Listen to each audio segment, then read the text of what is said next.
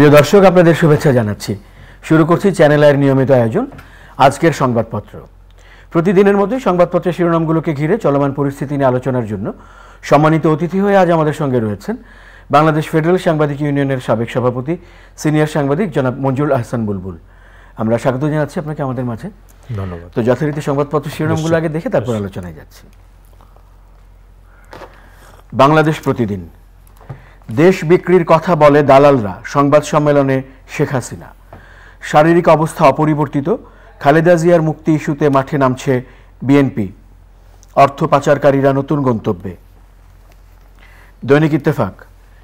কিছু মানুষ এত টাকা বানায় যে দেশ ছেড়ে ভাগতে হয়, সংবাদ সম্মেলনে প্রধানমন্ত্রী। এমপি আজিম হত্যাকাণ্ড, অর্থের যোগানদাতা হিসেবে নতুন নাম সামনে আসছে।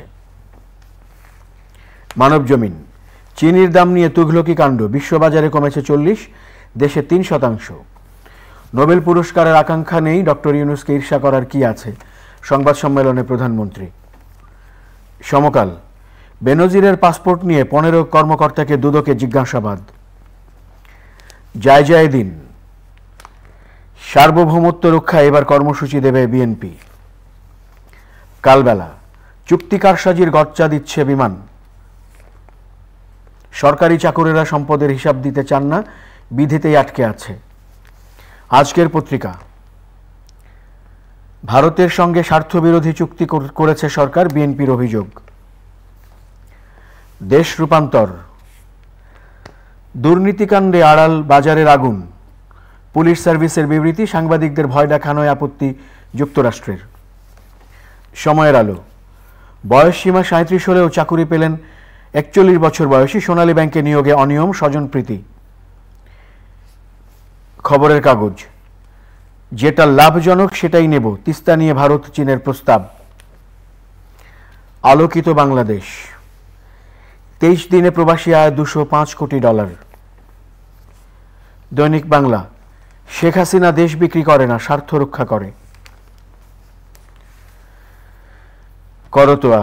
গঙ্গার পানি বন্টন নিয়ে মমতার অভিযোগ খারিজ মোদী সরকারের। The Business Standard. We will consider Teesta proposals from both India, China and implement the best, Sheikh Hasina. শিরোনামগুলো দেখছিলাম দৈনিক সংবাদপত্রগুলোর।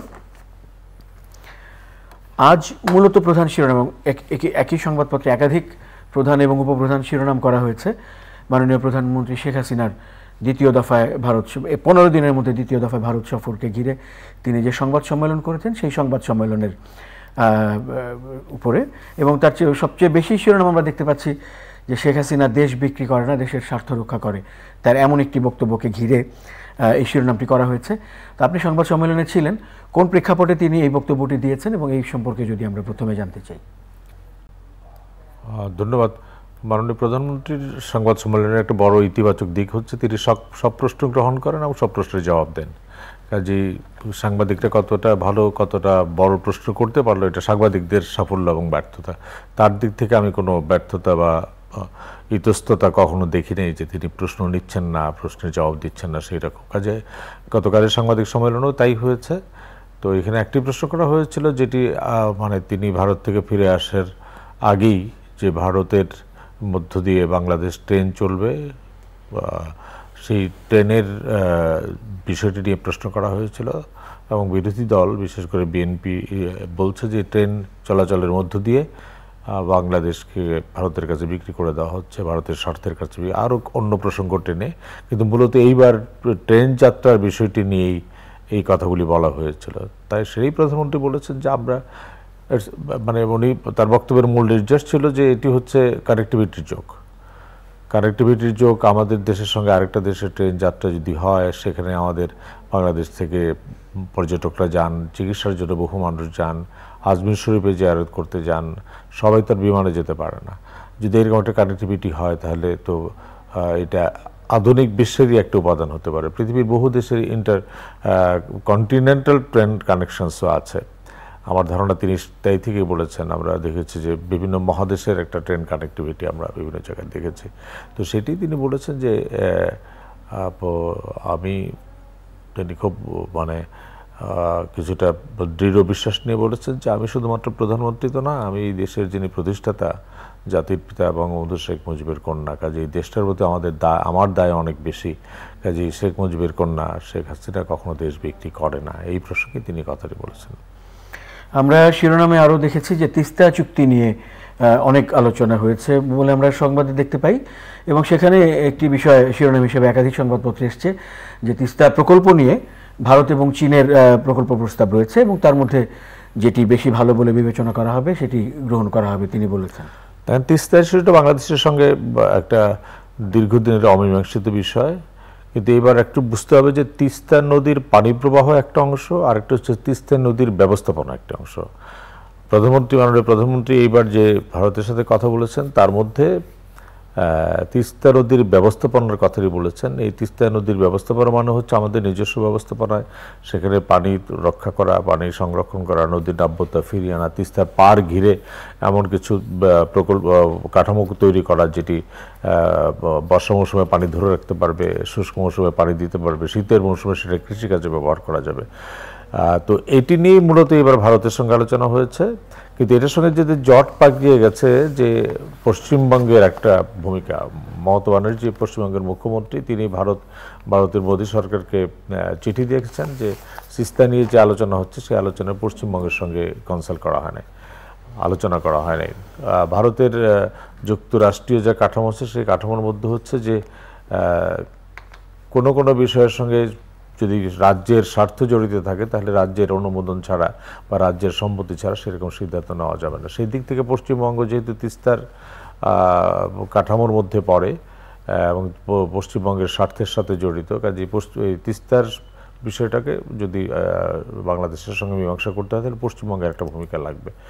এই মমতা ব্যানার্জির এই প্রসঙ্গটি একটু জটিল হয়েছে, শুধুমাত্র তিনি তিস্তা নিয়ে যে কথা বলছিলেন তা না। 2026 সনে আমাদের যে গঙ্গা চুক্তি আছে সেই গঙ্গা চুক্তিও নবায়নের সময় এসছে। তো এবার মাননীয় প্রধানমন্ত্রী সফরকালে এই বিষয়গুলি আলোচনা হয়েছে যে তিস্তার নদী ব্যবস্থাপনা, অভিন্ন নদীর পানি বন্টন, 2026 সালে গঙ্গার চুক্তি, এই সমস্ত বিষয়গুলি নিয়ে আলোচনা হবে। সেই জন্য ভারত একটি প্রস্তাব দিয়েছে, তারা একটা টেকনিক্যাল টিম গঠন করবে। সেই টেকনিক্যাল টিম নিশ্চয়ই তার কাউন্টার পার্ট হিসেবে বাংলাদেশও করবে। আমরা এটাকে নিয়ে আলোচনা করব, দুই টিম নিয়ে আলোচনা করবো, আলোচনা করে এটা হবে, এটা ঠিক করা হবে। আর তিনি বলেছেন পশ্চিমবঙ্গের আপত্তি আছে, কারণ পশ্চিমবঙ্গের নিজস্ব স্বার্থ আছে। মাননীয় প্রধানমন্ত্রী কিন্তু গায়ের জোরে কোনো কথা বলেন নাই, তিনি স্পষ্ট করেই বলেছেন যে এখানে মমতা ব্যানার্জির অবস্থানটা পরিষ্কার, কারণ তাদের নদীর নাব্যতা কমে গেছে, যার ফলে সেখানে পানি তারা ধরে রাখতে পারে না। এখন যখন পানি বর্ষার মৌসুমে উপচে পড়ে তখন আমরা পানি পাই, কিন্তু অন্য সময় পানি পাই না। কাজে পশ্চিমবঙ্গের স্বার্থ তিনি দেখছেন, এটাকেও তিনি ইতিবাচক দেখেছেন। তবে তিনি বলেছেন মমতা ব্যানার্জির সঙ্গে তার সম্পর্ক খুবই গভীর। দিল্লিতে যদি এইবার মমতা ব্যানার্জি থাকতেন তাহলে তার সঙ্গেও দেখা হতো, কিন্তু তিনি চেষ্টা করেছিলেন মোবাইল ফোনে কানেক্ট করতে পারেন নাই। তো কাজে তিনি আশাবাদী যে কোনো একটা সময় হয়তো মমতা ব্যানার্জির সঙ্গে কথা হবে। কিন্তু নদী ব্যবস্থাপনা এটা হলো পানি সরবরাহের ব্যাপারে বা গঙ্গা চুক্তি নবায়নের ব্যাপারে। কিন্তু তিস্তা নদী ব্যবস্থাপনা নিয়ে যে বিষয়টি সেটি নিয়ে জানেন যে আপনি চীন একটা প্রস্তাবনা দিয়ে রেখেছে, তারা এটাতে অন্তর্ভুক্ত হতে চায়। এইবার ভারতও বলেছে তারাও আগ্রহী হতে চায়। তো আমার উনি সুনির্দিষ্টভাবে বলেন নাই যে কোন প্রস্তাবটা গ্রহণ করবেন, তিনি বলেন যে টেকনিক্যাল টিমটি যে রিভাইজ করবে, ফিজিবিলিটি স্টাডি করবে, সেটি আমরা দেখব। চায়নার প্রস্তাবটা আমরা দেখব, যে প্রস্তাবটি বাংলাদেশের জন্য লাভজনক হবে, যেখান থেকে আমরা টাকা পাবো, সেই টাকা পরিশোধের শর্তাবলী যেটা সহজ হবে, সেটাই আমরা নিব। এই কিন্তু তিনি বলেন নাই যে ভারতের প্রস্তাবটা আমরা গ্রহণ করছি বা চীনের প্রস্তাবটাই গ্রহণ করছি। দুটি প্রস্তাব আছে, তিনি এটির মধ্যে বাংলাদেশের স্বার্থের জন্য যেটা ভালো হবে সেটি গ্রহণ করবে। তো সাধারণ মানুষের ধারণা এবং আমরাও মনে করি যে যেহেতু ভারতের সঙ্গে পানি প্রবাহের বিষয়টিও আছে, যদি তিস্তা নদী ব্যবস্থাপনা এবং পানি প্রবাহের যে বিষয়টি সেটি যদি একসঙ্গে একটা প্যাকেজের মধ্যে পাওয়া যায়, তাহলে চীন তো আর পানি দিতে পারবে না, চীন তো শুধুমাত্র নদী ব্যবস্থাপনার অবকাঠামোগত জায়গাটাতে সহায়তা করবে। কাজে এই জায়গাটাতে ভারতের এই প্রস্তাবটা যদি এই প্যাকেজ আসে, মমতা ব্যানার্জি যদি রাজি হন, পশ্চিমবঙ্গ যদি রাজি হয়, তাহলে হয়তো একটা ভালো ফল হতে পারে। কিন্তু মাননীয় প্রধানমন্ত্রী স্পষ্টভাবেই বলেছেন যে আমরা সকল প্রস্তাব বিবেচনা করব, টেকনিক্যাল টিমের রিপোর্ট বিবেচনা করব, আমরা আমাদের আর্থিক সক্ষমতা বিবেচনা করব, যে ঋণ আমরা শোধ করতে পারবো, যে টাকা আমরা পাবো সেটা কত দ্রুত কতভাবে শোধ করতে পারবো, সহজে শোধ করতে পারবো, এই সমস্ত বিবেচনা করে সিদ্ধান্ত নিব। কাজে এটি নিয়ে বিভ্রান্তির কোনো এটাকে শুধুমাত্র পানি বন্টনের সঙ্গে সম্পর্কিত করে দেখার দরকার নাই। কিন্তু আমরা জানি যে পশ্চিমবঙ্গের এই অবস্থানটি ভারতে দিল্লিতে ব্যাপকভাবে আলোচিত হয়েছে। আজকে আমাদের প্রেস কনফারেন্স, কালকে মমতা ব্যানার্জির চিঠির পরে আজকের পত্রিকা আমরা দেখছি যে ভারতের কেন্দ্রীয় সরকার বলেছে যে তারা মমতা ব্যানার্জির অভিযোগ সব সত্য নয়।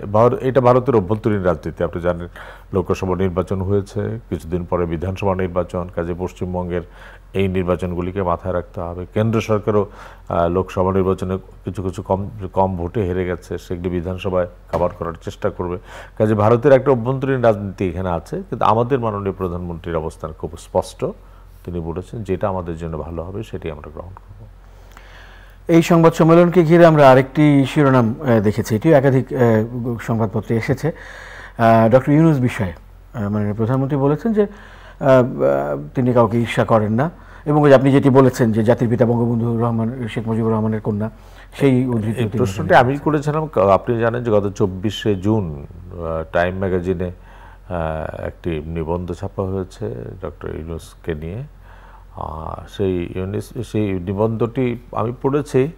খুব ইনডেপথ স্টোরি এটা বলা যাবে না, কিন্তু ভাসমান একটা স্টোরি, এবং সেটার মধ্যে প্রচলিত ডক্টর ইউনূস কেন্দ্রিক প্রচলিত কথাবার্তাগুলি আছে, মাননীয় প্রধানমন্ত্রীর অবস্থান আছে। সেখানে খুব স্পষ্টভাবে কতগুলি বলা হয়েছে যে শেখ হাসিনা কেন ডক্টর ইউনূসকে পছন্দ করেন না। তার মধ্যে বলা হয়েছে যে ডক্টর ইউনূস নোবেল পুরস্কার পেয়েছেন, এটা তার ঈর্ষার একটি কারণ। প্রধানমন্ত্রী শেখ হাসিনা মনে করতেন যে তিনি পার্বত্য শান্তি চুক্তি বা রোহিঙ্গাদের আশ্রয় দেওয়ার মধ্যে দিয়ে যে অবস্থানে ছিলেন তার একটা নোবেল পাওয়া পুরস্কার ছিল।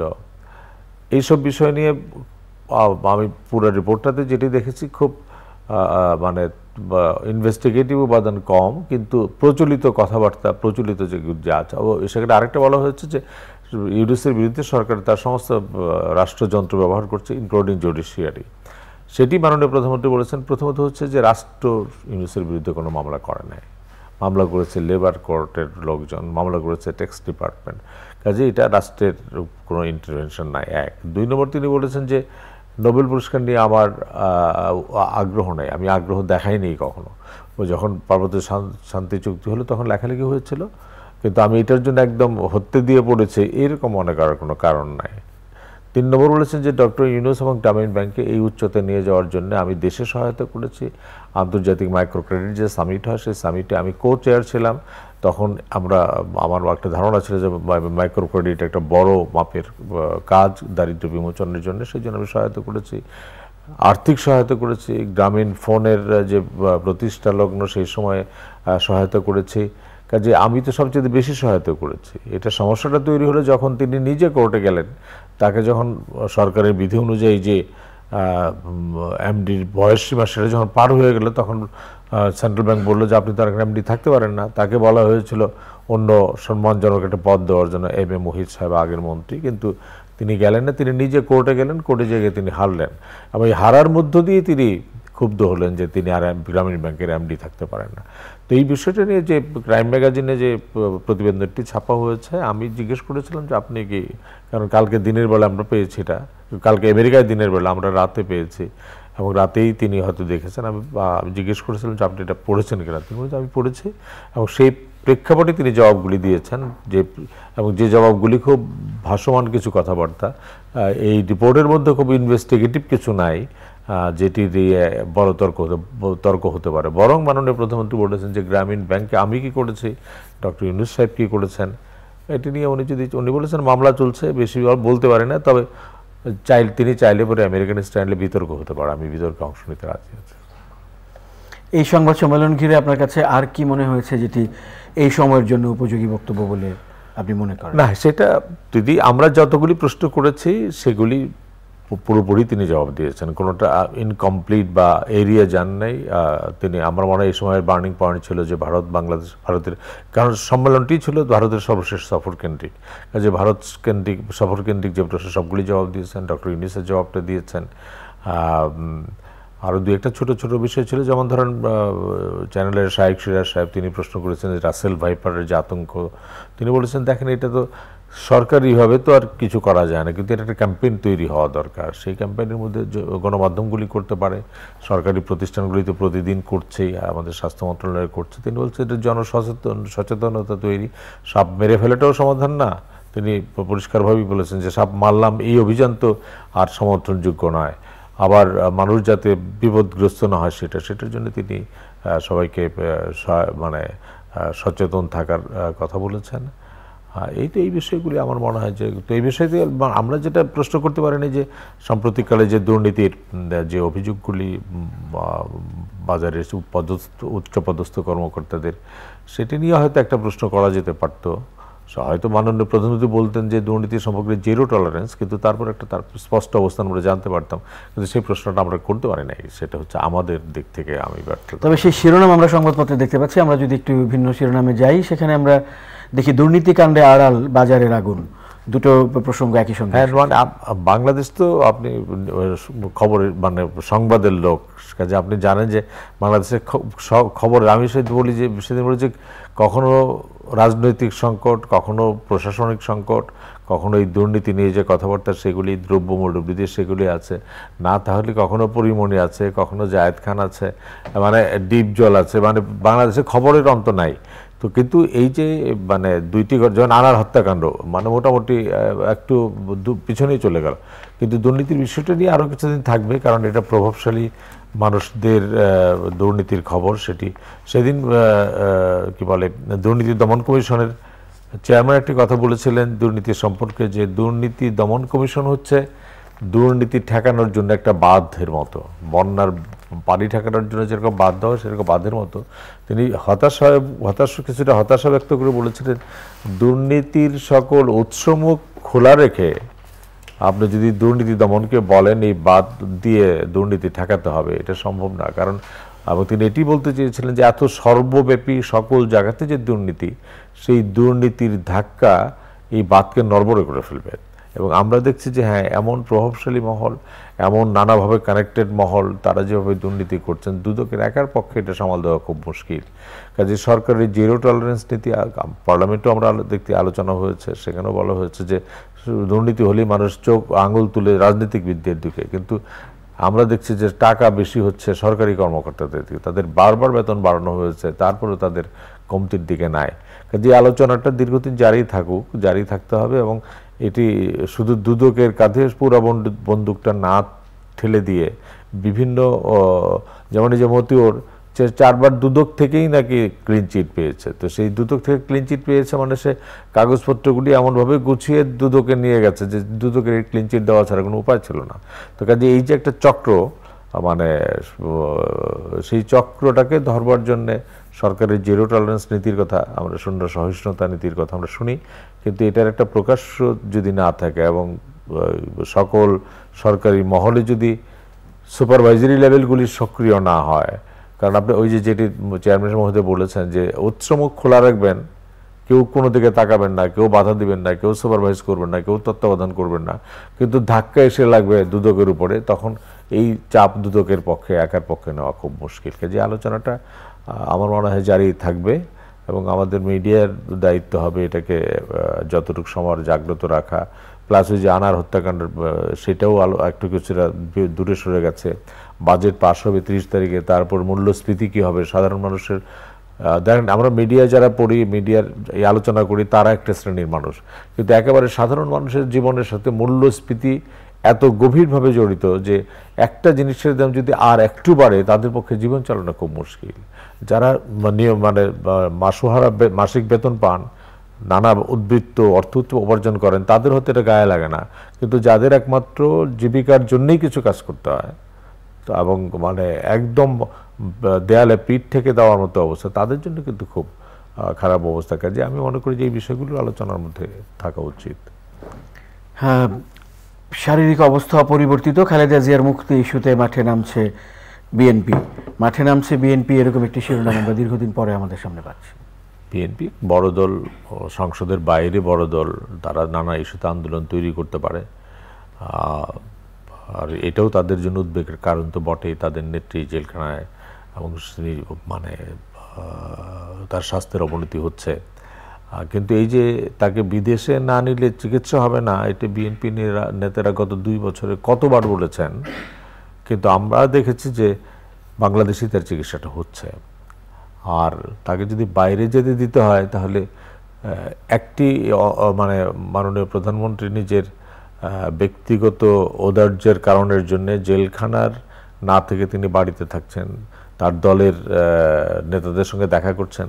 একজন কারাবন্দী, দণ্ডিত কারাবন্দীর নেত্রী, তাকে যতটা সম্মান এখানে দেওয়া হয়েছে, যতটা সুযোগ সুবিধা দেওয়া হয়েছে, আমি মনে করি যে যথেষ্টই দেওয়া হয়েছে এবং দেশের প্রেক্ষিতে আরও দেওয়া হচ্ছে। কিন্তু তাকে যদি বাইরে যেতে দেওয়া হয়, এটা একটা বড় দৃষ্টান্ত হবে।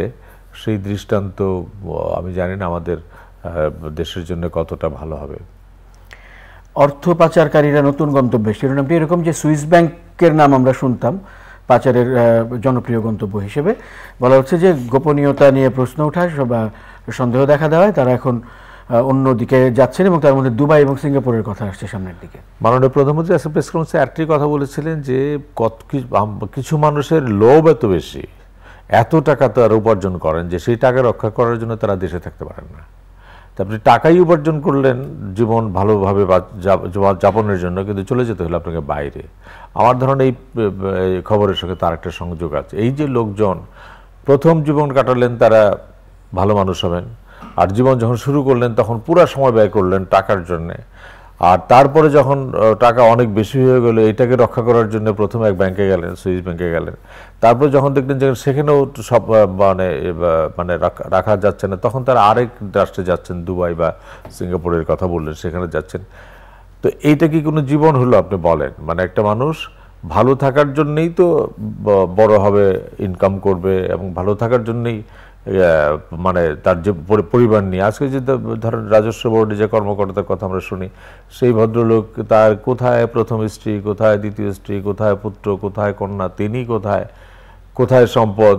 মানে আমরা যে মানে ধর্মীয় বক্তৃতায় শুনি যে আপনি যখন মারা যাবেন তখন আপনার সম্পদ ধন সম্পত্তির কোনো মূল্য নাই, কিন্তু আমি তো দেখি জীবিত অবস্থাতেই লোকজনের ধন সম্পত্তির কোনো মূল্য নাই। এইখানে রিসোর্ট, এইখানে জমি, এখানে বাড়ি, তারা তো জীবিত অবস্থাতেই তো সেই কবরে যাওয়ার যে অবস্থা সেরকম হচ্ছে।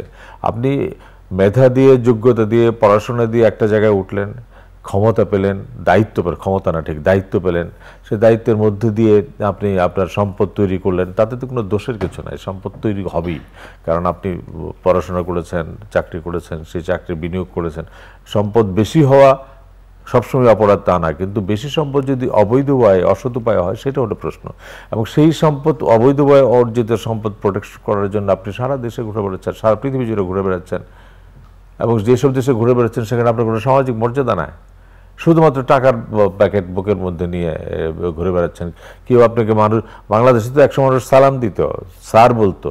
যেসব দেশে ঘুরে বেড়াচ্ছেন টাকার জন্য, সে দেশে কে দেখবে আপনাকে? মানে তো কাজে মর্যাদা নাই, সম্মান নাই, দেশ নাই, পরিবার নাই।